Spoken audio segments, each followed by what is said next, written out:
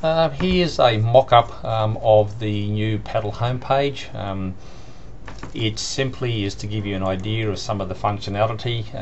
Down the very bottom, as you can see, you'll be able to get to any of the other suite of PaDIL products, Twitter, blogs happening, but really the thing over here was to show you the query functionality on the first page. These will indeed be collapsed rather than open, but it's just I've opened them up to show you what's available here.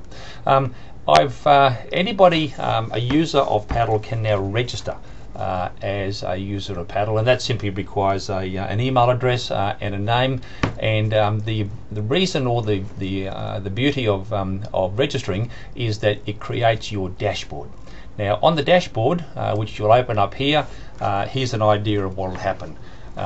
You'll be sent, be able to communicate through messages, and here we have at the top that there are new messages for me. There might be a remote microscope requests that have come in, and that'll all come in, and down up here it tells me there's one comparison update available. So just briefly over here in shortcuts, you'll be able to see what recent species have been added and look at the stats for the site. Over here we have an inbox where there'll be communication, emails going backwards and forwards, and you can review or reply. The latest comparisons, this is something new to PaDIL. When a person makes their own comparative image table, they'll be able to save it.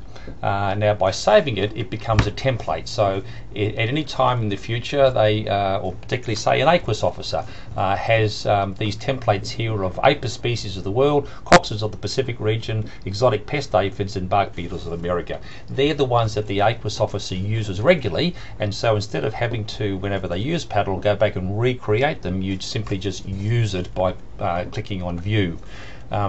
We will have an RSS feed which, if a species has been added to the query terms that the user asked to make these templates, so there's a new species been added, they will get at the top here a message saying that there's a comparison update is available. If they press update, it will rerun their query and of course add the new species that have been added since it was originally created, and then they can remake their comparative image table, save it, which then becomes the new view template. The other nice ability here is that, let's say for example Bill Crow in Brisbane in AQUIS has been working with the using these templates, and a new AQUIS officer comes along.